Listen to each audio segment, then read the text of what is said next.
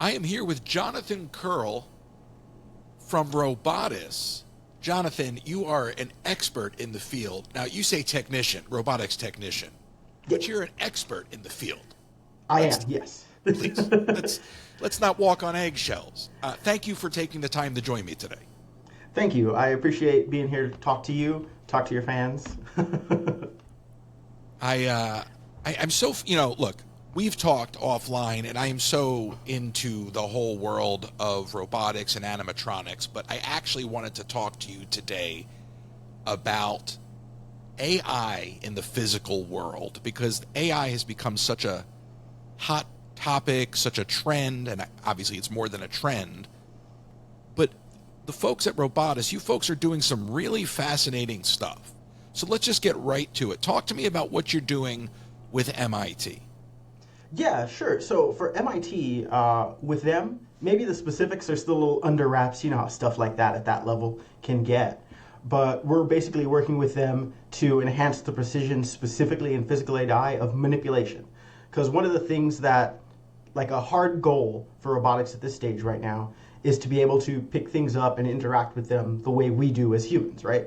It's a lot harder of a problem than it looks like. And one of the big barriers there is you need something that looks roughly like a human hand and acts roughly like a human hand while still being able to convey the relevant information on grasping to the controller. Because when we handle something, we don't think about the fact that we know how hard we're gripping it.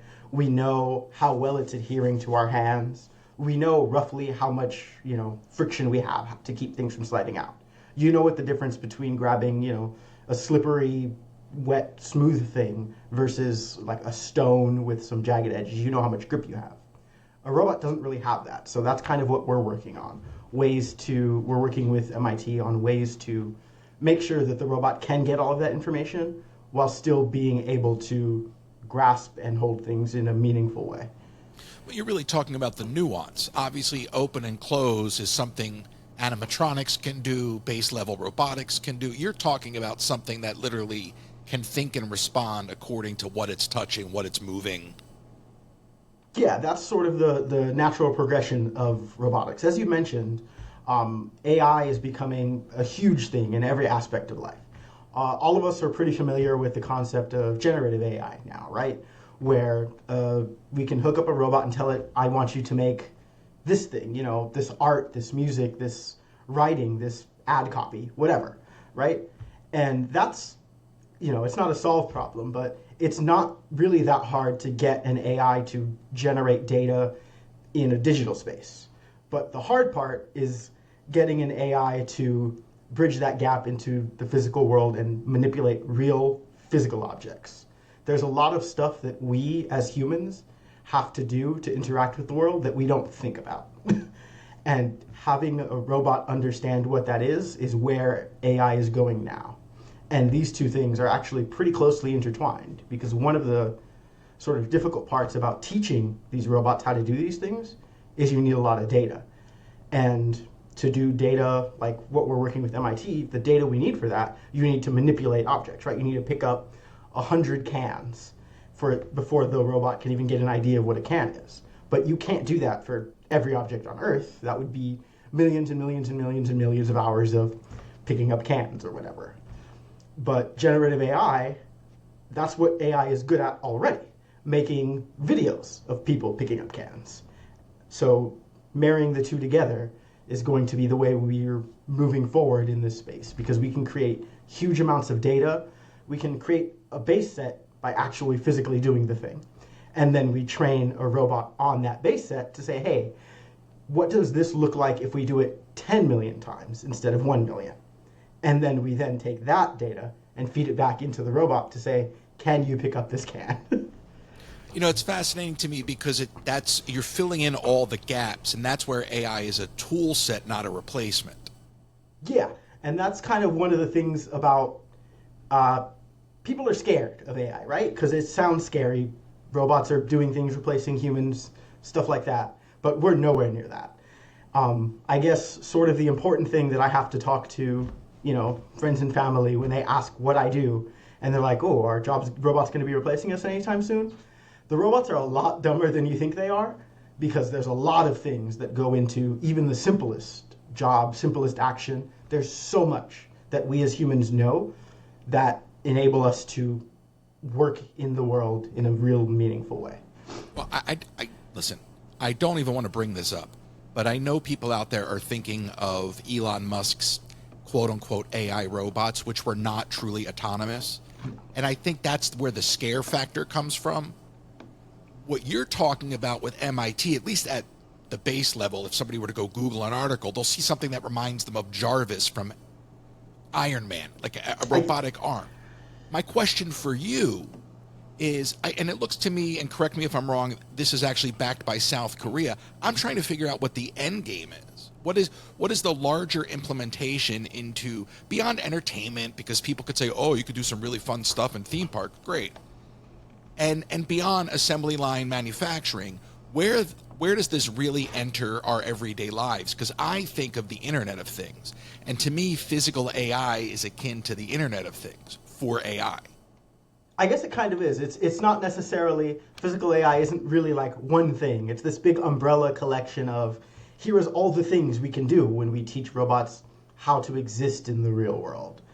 And for the specific, MIT research project, since it's entirely for research, the end goal of that in particular is to work with us to basically develop that hand I was telling you about, so that other people who are building robots, now they don't have to solve the problem of how can I get my robot to touch things. That's solved, and they can focus on what they actually want that robot to do. What they want it to move, they can focus on training it to interact with the thing they want to interact with in the way they want it to be done. I mean, you're really operating, 10 years out then with something like that in terms of who's going to come along and actually take that foundation and run with it and develop it into something? That's really what high-end robotics research ends up being. You're sort of throwing stuff at the wall, sure. And the reason you always hear about, you hear about these amazing breakthroughs, new materials, new technology or whatever, and then you're like, why isn't everything made with that? Because in maybe 10 or 15 years, once we figure out how to make a lot of them and make them reliable, it will. But high-end robotics research is a lot of, you try things, and maybe it turns out this isn't the best solution to the problem, but you learn something valuable that then can be applied in a practical way later, which kind of comes back around to the humanoid robots that people are talking about, interested for, excited for, scared of. That in itself is sort of a stopgap solution. I mean, human bodies aren't the best way to do a lot of things in manufacturing or whatever. We're not super efficiently designed, but the world is designed for us because we built it. So right now, that's why everybody's so excited about making humanoid robots, because then if we make a humanoid robot, we can just put it in a dangerous situation where we would normally send a human and do it the way the human would. But that's going to be a good solution for, the next 5-10 years. But then in 20 years, when we're building the new factories, why would we build them for humans? Just make the whole building a big robot, right? That's a lot easier, a lot better. It's going to be faster, safer, cheaper. So even stuff like this, like humanoid robots, is in itself a stopgap solution for planning something 10, 15 years out. Yeah, no, it's fascinating to think of it in those terms. The arm that we keep calling the arm is open manipulator? Yes, the open manipulator, it's a sort of an umbrella term. We have different sizes made out of, we make a lot of different sizes of motors. So we have an open manipulator for every size. And the way you described that a moment ago, I'm still thinking about that. The idea of, okay, I can have it pick up a can, but now how do I have it pick up every object in the world without having it pick up every object in the world? I was thinking earlier today about the early days of voice recognition. I think it was like Dragon Speak or something, and you would have to talk into it and read it several paragraphs to get your voice and your tone so that it could then do voice to text. Yeah. Technology moves fast. And now when we're done this today, I'll have a full transcription of this entire interview before I can even upload it. Yeah, that's underselling it. You probably already have a full transcription as we're recording. I just can't get to it because I'm too busy talking to you. Yeah. It's like Spaceballs. When will them be now? you know. It's amazing the things we're working on. Like, I occasionally see new developments before they really hit the market, and it's wild what technology is doing even a couple of months ahead, right? Things are moving so fast right now. In the next 2 or 3 years, our concept of what robots are and what they can do will change significantly. Now, are you involved in the NVIDIA project, the Jetson Thor project? Do you know about that? Not directly, Okay. but it is something on our end, we're making sure we have a lot of robots that are currently on the market and will be soon. And we're working with NVIDIA I can't really disclose too much specifics, but basically to make sure that their hardware works with our hardware in the best possible way. Well, that's what I was getting to was market standardization. I'm an arcade guy, okay? So I remember I was too young to remember when it happened in real time, but I think of the JAMA standard, right? And how I'm not familiar with it. Could you? Yeah. What's your favorite arcade game? Simpsons Arcade. Okay, so The Simpsons is a Konami game, and you can do two different ROM chips on that. You can do the 2-player or the 4-player, but a Simpsons game is JAMA, and JAMA is the arcade standard. Anything pre-JAMA would have been a dedicated machine. Because The Simpsons is JAMA, I can very easily just pop that board out and put in an X-Men or a Ninja Turtles, and because it's the same exact wiring and the same harness for the additional players, if I'm an operator, now I don't have to go back to zero. It's essentially, the quickest possible conversion kit. And I remember reading a while ago that there's like a big issue with preservation of old arcade machines because, like you mentioned previously, everything was built to do one specific job, right? Mm-hmm. Right now, we're at that stage with robotics. We're still trying to figure out how to do all these jobs. And early robots, some of them are going to be dead ends. Some of them are going to be like, hey, we want to keep this thing. And then some of them are going to be, that's the future. And then eventually we will come up with this standardization.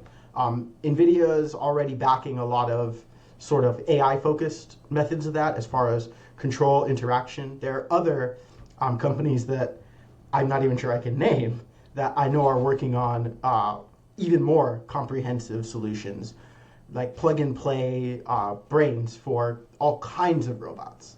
And but are they adhering to the same market standards that you might? And I know you can't necessarily answer all of this, but my thought is, are they adhering to the same standards you might be trying to enact with NVIDIA? And that's kind of what's going on. That's certainly something I can speak to. It's like beta and VHS. That right now we're still in that beta versus VHS versus Laserdisc. Like people are still championing their particular solution, fighting against others. And it's an interesting space because since I mentioned the data and how we need huge, vast quantities of it, right now, all of these competing companies, they're working really hard on standardizing the data because more data is good for everybody, right? Right. But they also want to make sure that once everybody has enough data, they know that then they're going to be directly competing against each other instead of cooperating. So they're also developing their own standards for not just the data, but for interoperation with actual hardware. So right now, everybody's really focused on working together to make sure that the foundation is as good as possible.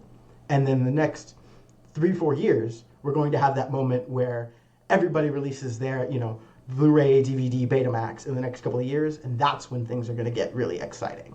That makes me think of the early days of DRM.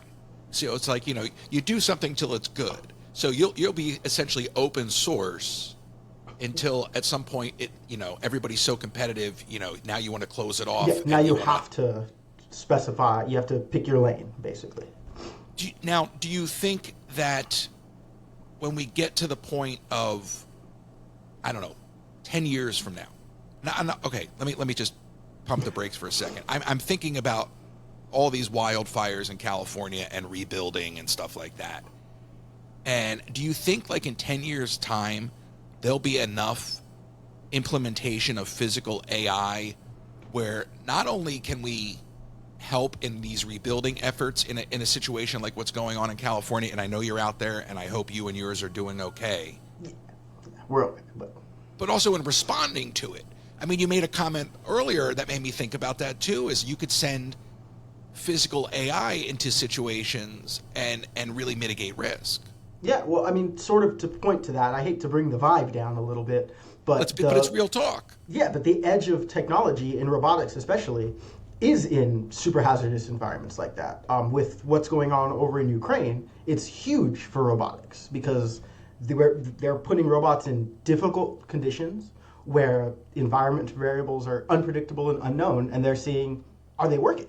Like, is this working? And in 10 years, not even in 10 years, in 5 years, that's going to be common in places like that, in conflict zones, things like that. And then another 5 years past that, once it's cheap enough that cities can start affording them instead of countries, we're going to start seeing them in disaster scenarios and places like that because it's the easiest way to save lives, right?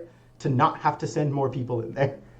Yeah, well, and I can see, I mean, it's logical that the military funding would pay for the innovation or at least help subsidize it to get to the point where it could actually be more affordable. I mean, somebody's got to foot the bill. Yeah, and I mean, we throw money at it, so they're going to solve the problem, make it hopefully cheap enough that other people will be able to use it. Yeah, I'm fascinated by how early, I mean, that's why I specifically wanted to talk to you about physical AI because that is so early. From the front-facing consumer perspective, I don't even think people even know what that is. And I was like, oh, this would be a great opportunity to start our conversation. And then I start to geek out over the idea of being early on the standards because I would imagine the market's learned so much from just the history of technology and how many times the failure to standardize early has thwarted innovation or just made it bad for business. Yeah, and like one of the conversations that I'm constantly having, I guess to get back to that point with the AI companies that we're working with, is we haven't even really decided on what a robot arm should look like, what the standard robot arm is. We're still trying to decide, do we want 7 joints, 6 joints, 5 joints, where should they be? We still haven't even figured out that. And that, on the surface, it sounds like such a basic concept, right? Like an arm just needs 2 or 3 joints, right? But even that has such a huge effect on what a platform is capable of, the kind of motions it can make, what it can safely do, and we haven't figured that out yet. Well, if you're talking about an arm that at some point would be capable of helping in surgery, that's got to be micro precision. Yeah. That's not going to happen with just pulses. It's got to be a lot more thought. Mm-hmm. And then when we're talking about the standardization, the thing about that is we want, in order to have the best grounding for the most robust AI system, it helps a lot if all of the arms from that micro precision arm all the way up to the huge, lifting cars, if they have the same basic configuration so that we can apply the same general, algorithms and things to make the motions as good as possible, because that just means more data.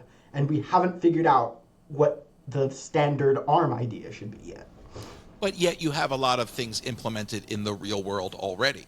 So Yeah. you have a lot of case studies, and it's just a matter of, it's literally you're throwing stuff against the wall.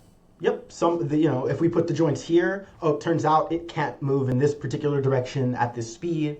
Or if we, put these joints opposite directions, they sometimes collide during motions like this, which happen a lot. So things like that. We're running into small problems all over the place. Can you talk a little bit about where some of that stuff may be implemented that people would recognize or at least understand? Yeah, so I mean, like the most common application for robotic arms in specific right now is in manufacturing, like material handling, simple. A bunch of parts come down a line, and then you pick them up, inspect them, and put them wherever they need to go. Sort of, the problem is that for every different configuration of arm, especially with different joint lengths, different orientations, is that there's going to be a limitation on how close the arm can get to its base and how far it can extend, as well as there are going to be sort of weird dead zones where, based on the different joint configurations of each space, either the robot can't reach that position, or there are sort of invalid ways to reach that. Like the robot thinks it can get there, but actually, based on its own weight, the self-intersections, things like that, it looks like it should be able to arrive there, but it can't. And we're still running into a lot of problems like that that can't be solved at all scales and all sizes, but we still need to figure out a way to apply the back-end information of here is how you make motions like this to as many different systems as possible. Right. Because even if we want to standardize robotics, there's always going to be some amount of individualization, because that's how you increase efficiency, and that is the ultimate goal of automation in general, right? So is your business-to-business stuff all, I mean, it's all got to be, everything is just individualized and customized. I mean, there's no just off the shelf. Yeah, right? our specific, that's how most motor manufacturers and things deal. Everything is built for a specific purpose, but our like sort of tack approaching this is like a weird middle ground. You know how I mentioned previously the open manipulator, how we have one for each different size of motor? The way we sort of deal with business customers is we say, hey, we're here to work with you, and we have, you know, these brackets of capabilities.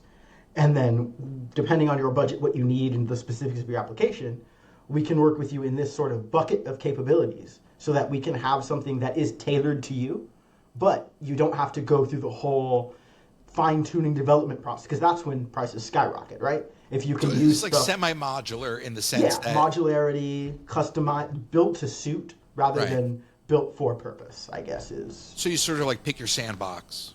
Yeah, this is generally where we want to be, and then work within that space. And then sometimes you might need to move up, sometimes you might need to move down. But the important part is to make it so that it's adjustable without having to make everything bespoke. And you guys are involved in so many different things as a company, and I'm obviously interested in talking to you primarily about physical AI. But just to have a little fun for a second, I mean, you are in the theme parks, and you are in gaming, and I'm fascinated by transportation. That's actually what I want to get to in a minute. But I mean, you are everywhere. Yes, we are. I am consistently surprised when, you know, every 2 or 3 months, a company I've never heard of reaches out to me and is like, hey, we are currently using your parts in this thing that exists that I've already used. And I'm like, huh, I didn't expect that. Or, you know, I'm constantly getting emails from people, since we're in the LA area. Sure. We do a lot of support for the film industry. And, you know, I'll get emails from special effects designers, and they're like, hey, we're working on this part for this movie. And I'm like, wow, that's really cool. Like, it's and you don't even know that until somebody tells you, because you have so much business coming in from different areas, you can't even necessarily tell who's doing what. Yep. You know, I have my people that I'm familiar with that I work with on a daily basis, but that's only a small part of, you know, we're everywhere. It's a huge company. How many offices does Robotis have worldwide? I believe we have 5, each one in a different continent. And are they all working on different things, or is everybody cross-pollinated? A little mixture of both. Okay. And then they all have different specializations. Like our Japan office in specific is very heavily focused in R&D. Our headquarters, obviously, product development, stuff like that. Like they each have a little bit of a flavor to us. Where's the Japan office? I believe it's in Kyoto. All right, listen, next time I go to Japan, I'm going to request a tour. I'll let our boss know. We'll see what we can do. The standard of quality in Japan, have you been to Japan? I have not. I've wanted to go, though. It is, well, I'm sure you'll appreciate this.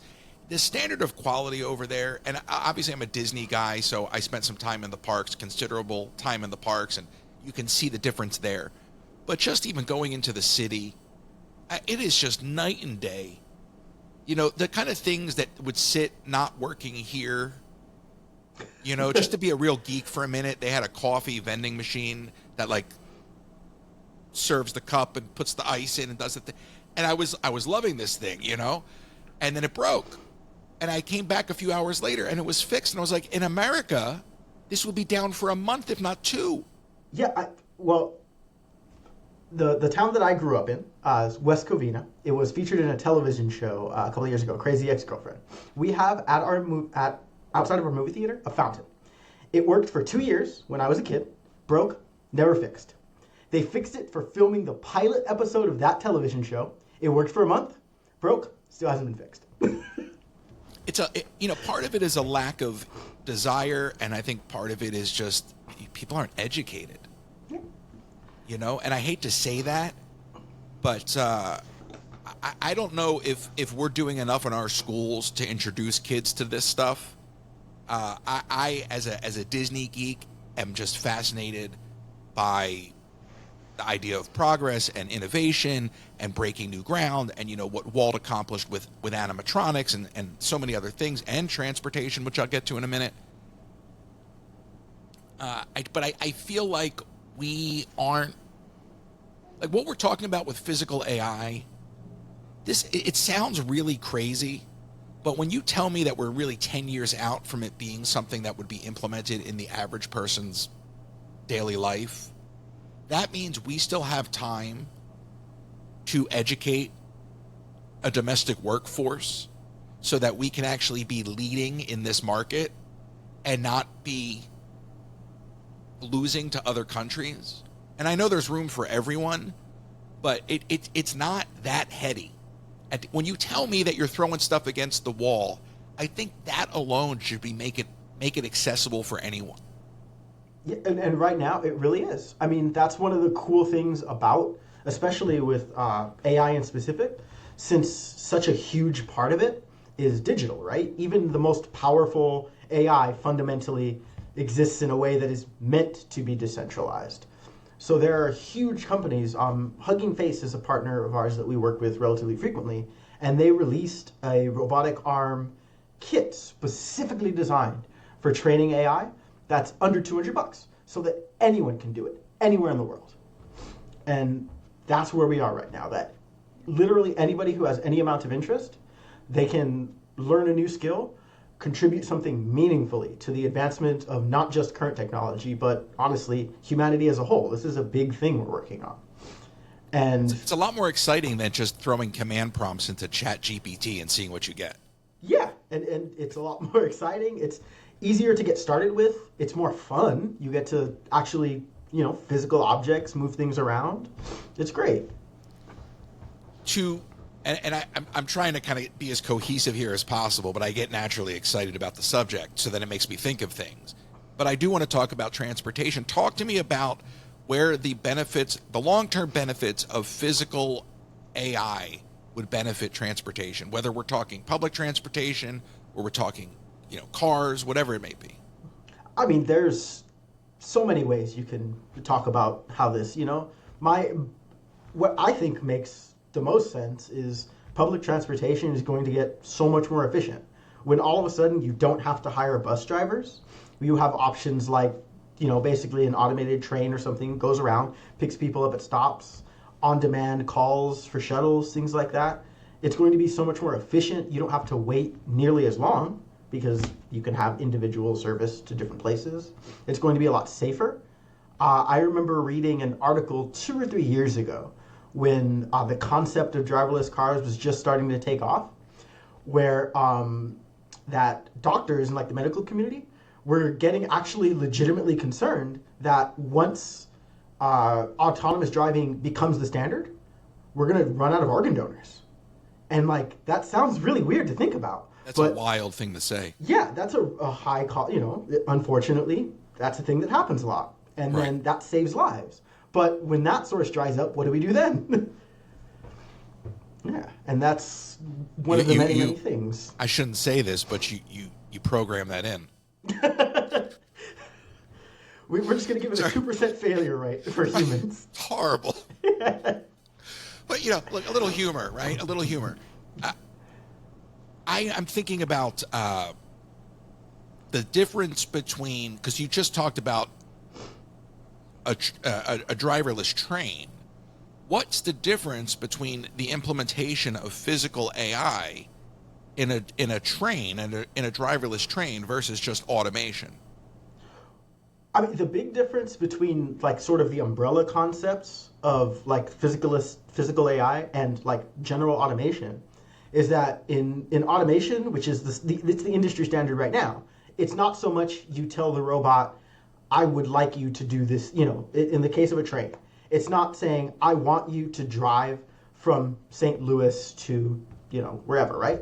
Instead, automation right now is saying, I need you to move this distance at this speed, and then turn here, and then this distance at this speed, turn this many degrees. You know, you're specifying exactly the actions you want the robot to take. You're just saying, here's the recipe, do that. And physical AI is being able to instead tell the robot, I need you to get from point A to point B, and letting the robot figure out how to do that. And sort of the big holdup is that in order for the instruction, I need you to get from point A to point B, to be meaningful to a robot, there's a lot of information about the world that you need to teach it. Well, and I guess it's also the difference in automation is that it would be purely, it's a linear thing, right? Like I'm getting you from point A to point B, and if something gets in the way, automation doesn't know how to respond, whereas AI would. At best case, you'll have some sort of, you know, backup system where it'll stop safely. And worst case, it'll just keep doing what it's doing and make things worse. And I'm thinking, oh, that's fantastic. You know, you think of like the New York City subways and you know, lives would be saved. And then you're telling me about cars. And so it's a double, like anything else in this world, it's a double-edged sword. You would think that the benefit of all of this would be that you would be reducing risk and saving lives. But the idea that, no, I mean, that's crazy. Parts of our system rely on things going the way they are. Well, that'll open up another market, though. That's what's fascinating about that. So then that will be a problem for somebody else to solve. Yep, which additive manufacturing technologies are already working on making human organs, which is an insane thing to be able to say. You beat me to the punch. It's almost like we planned this. Now, but that's where you're talking about actually getting into like cybernetics, right? Or, Well, is that even a word? Another thing. Yeah, cybernetics, yeah. But like that's even another thing because, you know, where we're at right now, we can print like actual fleshy biological organs the same way we print hamburgers or whatever. And cyber technology is also a solution, right? That's a different solution. That's instead of trying to make copies of what nature has done, maybe we can make it better. Maybe we can make hearts and lungs that will last longer, work harder, lighter, faster, you know? I mean, you could have a 3D printed AI organ. You absolutely could. And I'm sure at least one exists already. I'm sure of it. I recall running into a gentleman once at a bar of all places who opened up a briefcase and showed me a robotic hand that he had developed for a client. So it wasn't quite AI, but it was a robot, and it was a full-on. Like, I mean, it was a flesh. 5 fingers, yeah. The whole deal. And, I mean, it was a wild place for this to occur. But, I mean, this is pre-pandemic. And my mind was blown because you're talking about being able to develop something that is like plug and play to the human body. And we're right on the edge of that being, like, feasible, you know? We're constantly working on research in, like, machine interaction devices, you know, headbands you put on that allow you to move a mouse cursor for people with disabilities who don't have use of their arms. We don't think about that segment of society a lot, right? People who can't interact with a phone or a TV or a computer in the way that we think is the normal way. But we're figuring out solutions for that all the time. And those things apply even beyond that. Because it turns out if you can move a mouse cursor with your brain, that's useful for everybody. Well, this is really gamification we're talking about now. Because when you start to, and I'm not even joking, right? Because you start to talk about this from the medical field, and you're like, okay, if you know how to run a joystick, you know what I mean? If a kid's good at gaming, you know, that could be the jumping off. I mean, and I'm just thinking of entry points, and gamification has come a long way as it is. But when you're talking about some of the stuff you're talking about, I mean, it literally is. I mean, robotics, the input, the information, you have to drive it. Something's got to drive it. I mean, it's no different than playing a video game.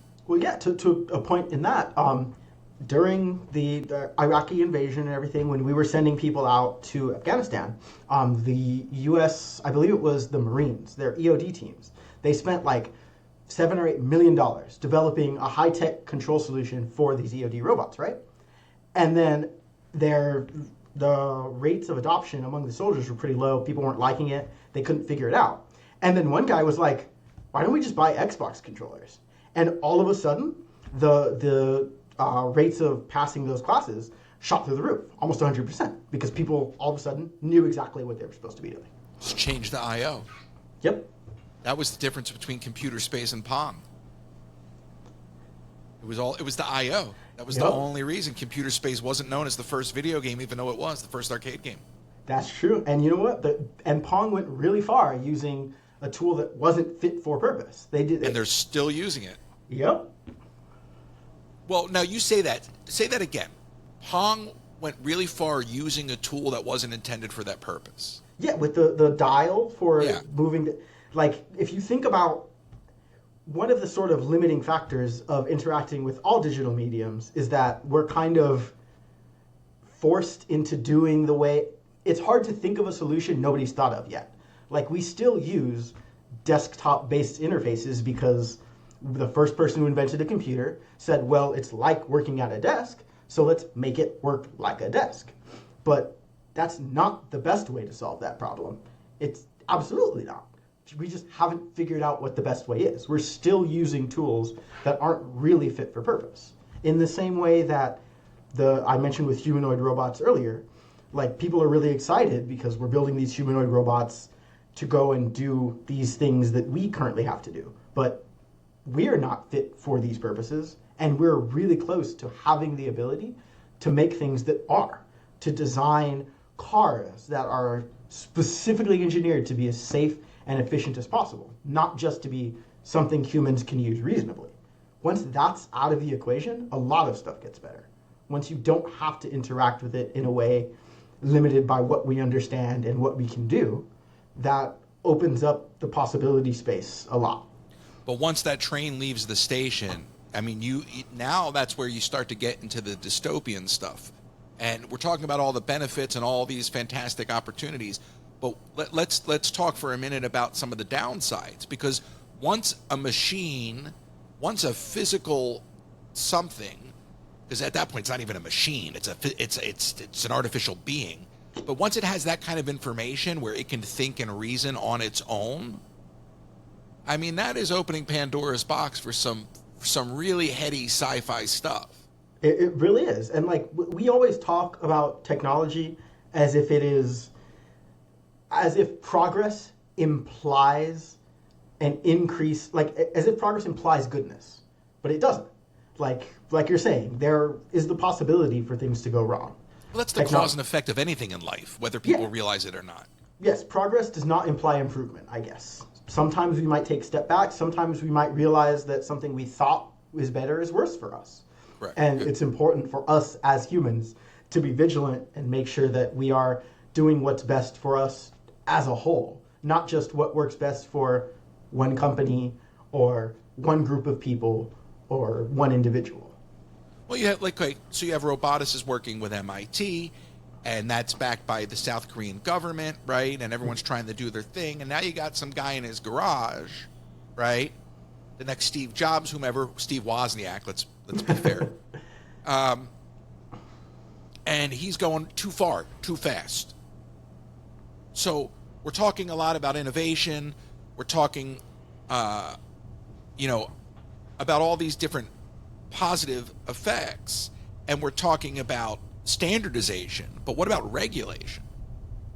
Well, and that's a really hard question to answer. Like, there are so many little aspects that can be considered. The fact that regulation is also written by people who don't necessarily understand what you're regulating is a problem in itself. We have that problem right now with Congress and social media. Yeah, and it's a fair point. Like, how there's a big difference between even having advisors telling you what things are and understanding it yourself. And there's only so much you can do on that, You have to be poised to react because it will be that kid in the garage. It will be the next Steve Wozniak that goes too far too fast, and the companies are racing to catch up. Yeah, and people are talking about, we've been talking a lot about AI today. And that's one of the sort of scary things about AI, too, is that we know that sort of the upper bound for this is something that is so smart it will make us look dumb. Right. And we don't think we're there yet, but there's also the possibility that we might not know when we are, and that Right. in itself is scary. Well, that's where I'm talking. I mean, there was that kid a few months ago who was like 11 years old and did the crypto pump and dump. You know what I'm talking about? I hadn't heard about that, but so easy, even a kid can do it, huh? Crypto? Right. So we got these 11-year-olds, out there outpacing anything most adults can understand. That was the moment when I was like, I wouldn't even know how to have bought that if I wanted to. So then I stopped to educate myself, because when I feel like things are going too fast, I want to learn. And I just feel like that's the Wild West all over again, man. Some kid in his bedroom, some kid in the garage, is gonna build a robot, and then we're all gonna be freaking out. Yeah, you know kid what? Builds RoboCop. That makes me think of one of my favorite. I'm a skateboarder, have been my whole life, and one of my favorite lessons, or like lessons that I teach people when they learn how to skateboard, bike, or whatever, is the first lesson: never go faster than you know how to stop. And right now, we don't know how fast we can stop. We have no clue. But a company like Robotis, working with an institution like MIT, is poised to at least have some self-regulation. Yeah, we're trying to figure out where, we're on this specific project, we're trying to stay far away from that cliff. Yeah. But we want, we're going to have an idea of, hey, maybe this is stuff we shouldn't be messing with yet. Maybe this is something that's unsafe. And that's an important safeguard that every company needs to have. I'm fascinated about the smart cities. For me, because going back to the Disney of it all, and Epcot and the original idea for Progress City, and I look around this country and we are so behind with smart cities. There are other countries that have already abandoned smart cities. And we haven't even tried it yet. Like, they're already like, no, that one didn't work, on to the next. And I'm fascinated where and that's kind of where I made the correlation to the Internet of Things, because to me, the physical implementation of AI to the point that it just becomes ingrained in your everyday appliances, something like that. To me, a smart city that would be able to regulate, I don't know, the temperature of the entire city, whatever we're talking about. I think of that, and I'm like, we are so behind on developing anything in that realm, and yet Walt Disney was trying to do it back then. Yeah, that's the saddest thing that we never got to witness. I would have loved to see what Epcot would have been in its true, real vision. That would have been amazing. But that's what I'm saying. So this is a little pie in the sky, but somebody's got a dream. The land is there, right? Mm-hmm. A company like Robotis paired with MIT goes to a company like Disney and says, hey, we want to fund something. You have the land. I look at all these companies now embracing live work.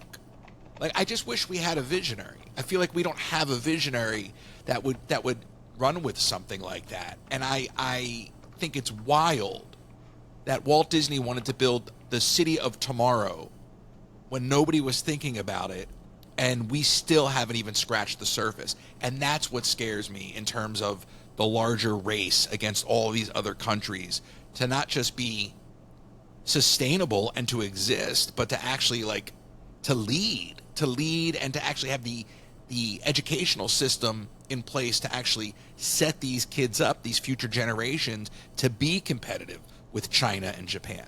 Yeah, we're not.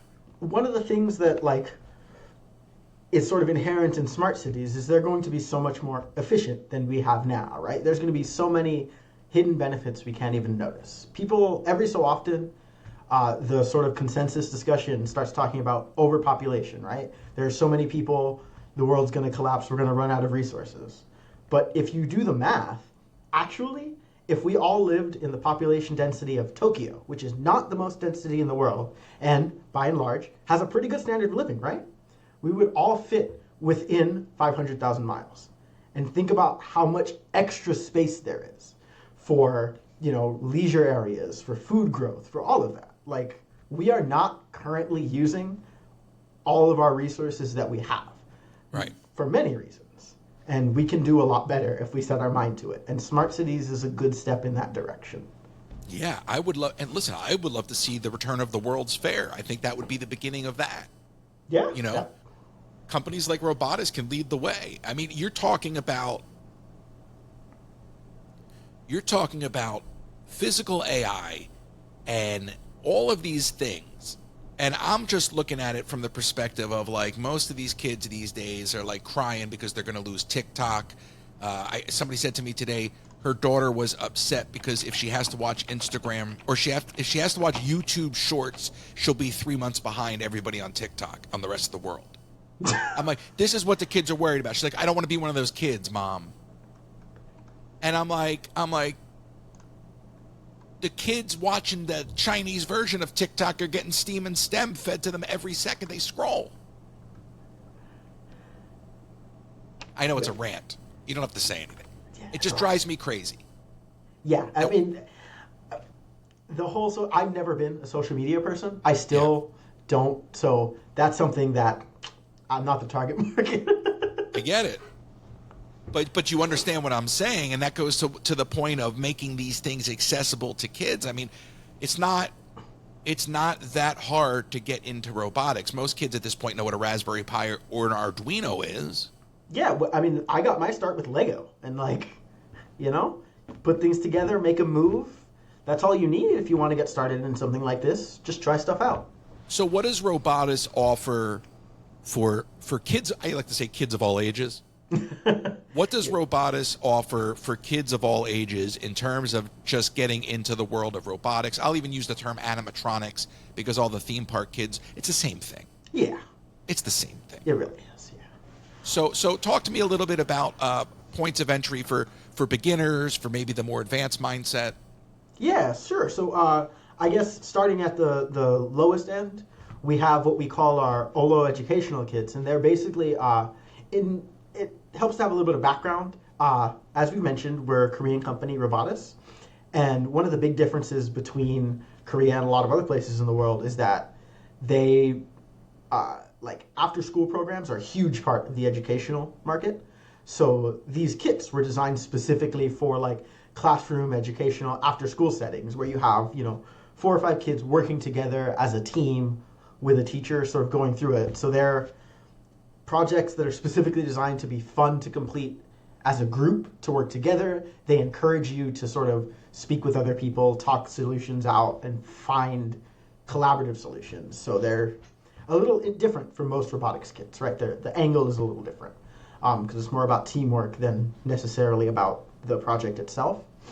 But then from there, you move on up to, we have a couple of Steam Cup-like robots that kind of bridge the gap between those OLO kits. They're a little simpler in construction. They're like snap together parts and things like that with 1 or 2 motors. And the next step up would be, we have sort of small humanoid robots and things in that nature. The Tig, RG, and I believe there's a little robot with a car called Kodala. And those, they focus a little bit more on programming concepts, because when you're starting at a younger age, that's really the most important thing. Learning how to think like a robotics programmer, because that's something we as people don't do often. It's learning to program and learning to think in a way like a computer or a robot would think is very different from how humans do it. So the earlier you get a start on that, the bigger difference it makes. Now, is this all proprietary stuff, like proprietary ladder programming, or is it Arduino driven? We have off the shelf, all of our kits and stuff are designed for, we have something similar to like Blockly and Scratch, block-based programming, so it's a little easier for the kids to understand.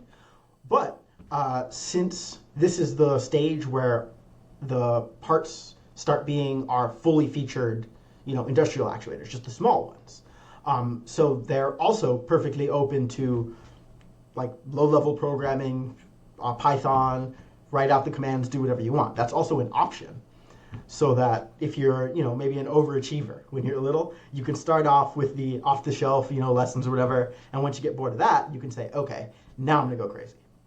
And then from there, you just move on up to, we have a couple of sort of intermediate kits like our engineer kit, and these are just our full-size actuators with a couple of lessons and plans, teaching you advanced programming, things like that. But at this point, you're basically building a robot from scratch, right? It's the same technology, same capabilities you would be using in high-end research or in industry. And the idea of all of these things put together is so that, if you're a parent who wants to get your kid into this, or if, you're a kid who just finds something interesting at a young age, you can pick a kit, figure out how it works, and then stick with it, grow all the way up until you get to university or, industry level.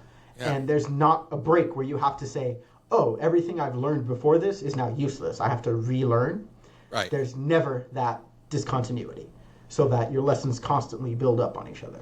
And I think that's something that's kind of lacking in a lot of robotics education. There's usually, the entry-level kit, and then you get to Arduino, and there's a break between those two things. Sure. You have to learn a new skill set. And then once you finish with Arduino, there's a break when you have to go into industry. And we're just I hadn't thought about it like that. So when you talk about that, does that lead into some of the larger things, robotic? I know it's not going to lead into the AI, the physical AI and all of that. But it actually kind of does. Does it really? Yeah. Okay. We have some kits that are specifically designed. We partnered with, I mentioned Hugging Face before, to offer, hopefully soon, straight off the shelf to your home, a small robotic arm kit designed for at-home physical AI learning. Yeah, I need a Jarvis. Like, that's the coolest thing ever. Like, I just want to have a Jarvis, like, on my kitchen counter, just to be like, Jarvis, hand me my coffee. Even though it's, like, right there. You're going to have him move your coffee further away so that then he can hand it back. I'm just testing. That's all. It's just research and development. It's like when we used to fix arcade games, we never played them. We only tested them. That's the fun part.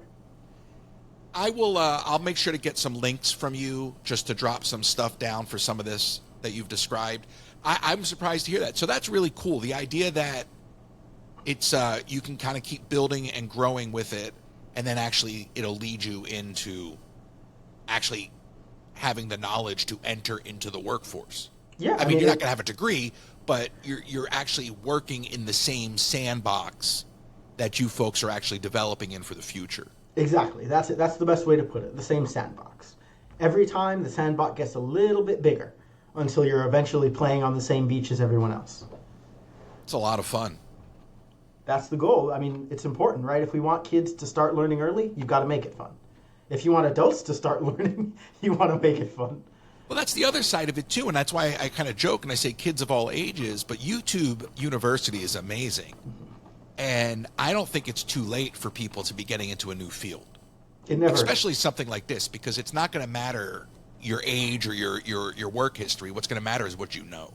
Yeah, and then specifically, if any of you out there listening are interested in getting in robotics, there are open source master's level robotics courses available all over GitHub, university websites. If there's a school that you've always wanted to attend, I guarantee if you just look up, whatever that school name, online curriculum, they probably have many on fully complete courses available online for you to take at your own pace. Love that. I appreciate your time. I'm looking at the clock here. When I first met you at IAPA, we've talked about a lot of different things. So is there anything in relation to the company that you guys are doing, or is there anything just that you want to bring up that maybe we haven't touched on because it wasn't applicable related to Robotis as a whole?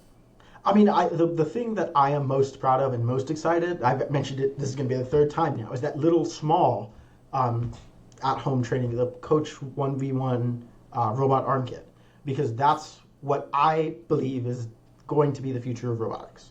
I'm excited about it too. Yeah, but it's bringing it to everybody. It's cheap, easy, understandable.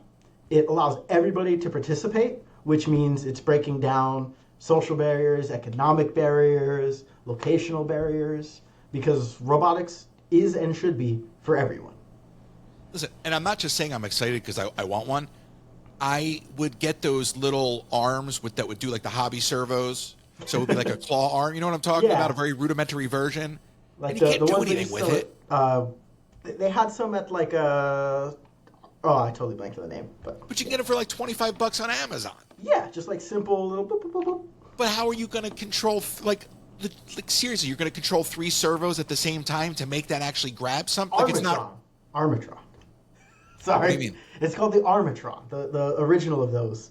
They're Oh, like is it? Yeah, Armatron. Okay. Came out like the 80s. Little, yeah. Yeah. So I'm just saying. So like that's just a gimmick because you can't actually do anything with it. No, yeah. I'm not going to actually. What am I going to sit there with and move 3 actuators to? Yeah, like it's. Yeah. But you're actually now talking about like the future is now. Not to be cliche about it, but like we're literally talking about something that won't just do it, but it'll learn as it does it. Yep, it'll learn, it'll get better. There's been a couple of videos actually on YouTube University where some people have been teaching their children how to use this and like going through how to teach their children how to work with AI. And that's insane, right? That's amazing. That's the next generation. What was the model number you just dropped on that? Oh, the Koch V 1.1 robot arm. That's one of the links I'll be sure to share with you as well. But are they all considered open manipulator? That one is not part of the Open Manipulator series. Okay. The Open Manipulator, we have the X, the P, and the Y. The X is probably the one that it's closest to that Koch arm, but it's a little more expensive than the Koch Right. arm. It's right about with a level I'd consider unreasonable to expect everyone to get one. It's like Sure. It's almost $2,000. But what makes something open manipulator versus not open manipulator? The Open Manipulator is our, like, we call it a reference platform, but it's our standard, like, developed by Robotis for the public. That's what, Okay. yeah. So that is what you're in theory working on when you talk to companies like NVIDIA and you go, let's develop something that we can all work with together. yeah, we That's would your say, lane. here are the off-the-shelf varieties. Yeah. Point at, what you need between this and this, then we Yeah. will narrow it down and get something perfect for you. And then we'll all succeed and then we'll all compete and Yep. go back to our walled gardens. Exactly. As is But the you way do- of technology. But that's, and it's funny just to bring it back to the theme parks, and this is such a trite kind of thing that people say, but they often talk about Universal and Disney competing. And I'm like, you do understand that they're in a shared market. Like they have a vested interest in the market succeeding as a whole. There's no real competition. Any competition in the market is just to breed innovation. It's all healthy. Yeah, to call back to something that maybe some younger roboticists might be familiar with, cooperation. You might be working against each other, but you're also working with each other. Like, Right. you're making each other better at every possible moment. But that's only to the benefit of really to the consumer, because if there's not a standard, then we're left going, what do I get, an iPod or a Zune player? Not that everything should be an Apple walled garden product, but I'm just saying, like, having a little thought and consideration for the consumer up front will go a long way. Yep. And we for the need record, that. I'm Team Zune. Say it again. I'm sorry. For the record, I'm Team Zune. Are you really? Yes. Well, listen, it's I think you're about 20 years late with that argument. I still had it up until last year. Well, listen, I love my mini disc player. I don't use it, but it's over there. Okay. Fair enough. And you know what's just to get really geeky? Mini disc had two different lives. Yep. Mini disc came out, and it came out as a stereo component, and then it disappeared and came back as a portable thing, portable and then they mini went disc. digital with it. I had the portable mini disc player for a while when I was a kid. That was my thing. It's just out of reach, or I'd show it to you. And by the way, it's sitting there with like every Game Boy. By the way, it's just stuff from my old business. I just found this box the other day, and I used to have a display case. It's like the history of every Game Boy in order. Ooh. So I just love that stuff. You think about that stuff though, and a lot of it came from a lack of cooperation. Not to get super geeky, but I think of Tetris. I mean, if you know your history, those guys stole a video game, and the next thing you know, you had Nintendo and Sega suing each other over something neither one of them owned. So we've come a long way in terms of cooperation. And we still have a long way to go yet. Well, I appreciate your time. Thank you. I think you and I could talk about a lot of things. For It's sure. nice to talk to people that have a shared spirit of all of this, you know? Well, hopefully we'll get to talk again some other time. All right? Yeah, I think so. And if there are other folks at Robotis or whatever you want to, because to me, and I'll just leave us with this, we have to start really, like STEAM and STEM is a nice flashy term, but we really just have to start educating our youth. And we It have to shouldn't be a start, special thing. It should just be education. it drives me nuts. And then on top of that, they couldn't decide. Right? You couldn't just say STEAM or STEM. Like, you were so indecisive about it. Now we got a slash in the middle. Like, come on. Like, how many conversion? Like, come on. Least path of resistance here. I mean, we still haven't even moved over to the metric system, which... Listen, what do you want? The Zune player or the metric system? You only get one. Sophie's choice. All right, fine. Metric system. Oh, I thought you would have gone with the Zune player. I'm shocked. I've been thinking about getting an iPod. Again, you're 20 years late. Listen, I remember getting the touchscreen BlackBerry when the iPhone first came out because I wanted to be the resistance, and that I wound up throwing it against the wall and getting an iPhone. Yeah, I mean, if one thing Apple does well, it's make things very fun and easy to use. Well, listen. Apple's become a glorified consumer products company. Yeah. You know, they're not the Apple of Steve and Steve. You know, but I will say, you know, you talk about Disney, you talk about Apple. These guys had a huge impact on our culture, and I don't think people even realize the relationship between people like Steve Jobs, Steve Wozniak, Nolan Bushnell, George Lucas, you know, Pixar, all of that. Like, there's a connected tissue through technology that most people aren't educated on, and it's really fascinating if you take a look at it. Yeah, the high ends of technology, you know, the ends of the future, it's a small circle, right? Everybody knows everybody. Nolan Bushnell was offered to invest in Apple for $50K. He turned it down. I think it was a third of Apple for $50K. And he's like, no, we're busy. Jonathan, thank you so much. We'll talk soon. All right. Later, Royce.